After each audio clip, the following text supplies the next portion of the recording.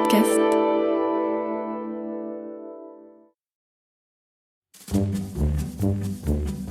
Histoire d'animaux. Le dragonnet, un danseur amoureux. Jacques Trémolin, bonjour. Alors de quoi allez-vous nous parler aujourd'hui ? Aujourd'hui, on va vous parler d'un drôle de poisson, le dragonnet. D'abord, à cause de son aspect, ensuite, à cause du machisme de messieurs les zoologues, et enfin, à cause de sa délicieuse façon de faire l'amour. L'aspect, d'abord, rien de très important, 30 cm de long à tout casser. Mais pas d'écailles, le ventre rond, le dos arrondi, et sur ce dos, je parle du mâle, une terrible nageoire dorsale dressée, hérissée d'épines, avec en avant une véritable griffe dressée, presque aussi hérissée d'épines que la rascasse. En avant, de grands yeux bleus, une bouche aux énormes lèvres, et puis des couleurs. Dos jaune et brun, flanc et ventre orange, le tout rayé d'azur, les nageoires bleues. C'est un poisson splendide. La femelle est beaucoup plus terne, moins spectaculaire. Au point qu'au Moyen-Âge, quand on a commencé à sortir des dragonnets du fond des mers chaudes, qu'il habite, on croyait qu'il s'agissait de deux espèces différentes. Le mâle était baptisé dragonnet noble, la femelle dragonnet sordide. Monstrueuse erreur, surtout si l'on pense à leur rapport, épreuve du machisme de messieurs les zoologues. C'est un poisson de fond, pas très actif, qui vit de petits crustacés, de mollusques de verre, des gens tranquilles comme lui. Vous pouvez d'ailleurs le rencontrer parfois chez nous, sur le littoral de la Manche ou de l'Atlantique. Et j'arrive enfin aux relations sentimentales de ce personnage, dont le nom savant est Callionymus lyra, et que nous avons baptisé dragonnet, parce que, avec son harnachement d'épines et ses couleurs, il ressemblait vraiment à un petit dragon. Relation sentimentale d'autant plus surprenante que, chez les poissons en général, ça se passe sans histoire. Madame lâche ses œufs dans la mer, monsieur lâche son frais, ça se rencontre où ça peut, et voilà comment on fait un nouveau petit poisson.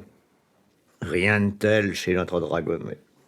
D'abord, quand son costume de noces est bien au point, rouge bien éclatant, bleu bien émouvant, il se pavane noblement, redresse de toute sa hauteur sa nageoire dorsale hérissée d'épines, avance la lèvre supérieure d'un air gourmand et va rejoindre une dragonnette. Pas de combat entre mâles, notez. Je reviendrai sur ces curieuses libertés sexuelles de ces dragonnets. Il la rejoint donc, et les voilà partis tous les deux, en vrais amoureux, nageant côte à côte. Oui, ça a été filmé, et il faut l'avoir vu pour le croire. Les nageoires pelviennes de chaque dragonnet se touchent, on dirait qu'ils se donnent le bras. Et ils commencent, toujours côte à côte, à grimper vers la surface. Pas pour sortir de l'eau, évidemment. Pour être droit, tête en haut et queue en bas, l'un en face de l'autre. Là, ça y est. Alors ils s'immobilisent, tous les deux, à la verticale. Ils sont collés l'un à l'autre, ventre joint. La dragonnette applique sa queue sur celle du dragonnet. Ils réunissent leurs nageoires anales, vous savez, celles qui sont sous le ventre, près de la queue, pour en faire une espèce de cuvette. Et dans cette cuvette, les œufs de madame et le sperme de monsieur se retrouvent, et la fécondation se fait. Et ils vont recommencer ça plusieurs fois au printemps, nos dragonnets. Étonnant, oui. Mais le plus bizarre, c'est, d'abord, et je vous l'ai dit, qu'il n'y a pas de bataille entre mâles.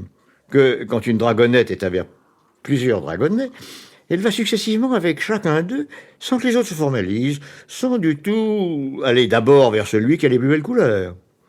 Enfin, il faut bien reconnaître qu'on a vu des dragonnets mâles forniquer entre eux. Que recule cela chez d'honnêtes poissons. Oui. Une fois cette petite cérémonie finie, la dragonnette ira déposer près des rivages de tout petits œufs en paquets. Ils flotteront en surface, écloront. Les poissonnets vivront encore près d'1 an près de la surface, puis iront au fond, mener leur vie tranquille de dragonnets adultes. Tranquille jusqu'à un certain point. Car on a fait une drôle de découverte quand on a voulu savoir combien de temps vivaient les dragonnets. Car c'est très compliqué de calculer l'âge d'un poisson. D'habitude, on compte le nombre de cercles de dépôts calcaires qui se forment chaque année sur les cartilages de ses oreilles, sur ses vertèbres. Pour les dragonnets, on a jugé plus commode de compter les anneaux de croissance de la ceinture scapulaire. Un anneau, ça fait 1 an. Et savez-vous ce qu'on a découvert ? Les femelles vivent jusqu'à 7 ans, les mâles 5 ans seulement. On s'est étonné, d'autant plus qu'on trouvait des mâles morts à 3 ans. De quoi ? Ah, c'est triste à dire. le dragonnet meurt après une seule fécondation. Celui qui a fait l'amour à 3 ans meurt à 3 ans. Cette magnifique cérémonie, cette étreinte, c'est une danse d'amour pour la fille, une danse de mort pour le garçon. Étonnez-vous qu'il y attache plus d'importance qu'elle. Car tout s'explique. Je vous disais tout à l'heure que la dragonnette allait de mal en mal sans qu'aucun proteste. Parbleu! Ils savent qu'ils vont mourir d'avoir aimé. Et ces tentatives homosexuelles, si surprenantes chez un poisson, est-ce que ce serait pas par hasard une simple expérience pour voir si en faisant ça entre garçons, on n'en mourra pas. Merci Jacques Trémolin. Les histoires d'animaux de Jacques Trémolin, un podcast à retrouver sur toutes les plateformes d'écoute et sur podcastaupluriel.ina.fr.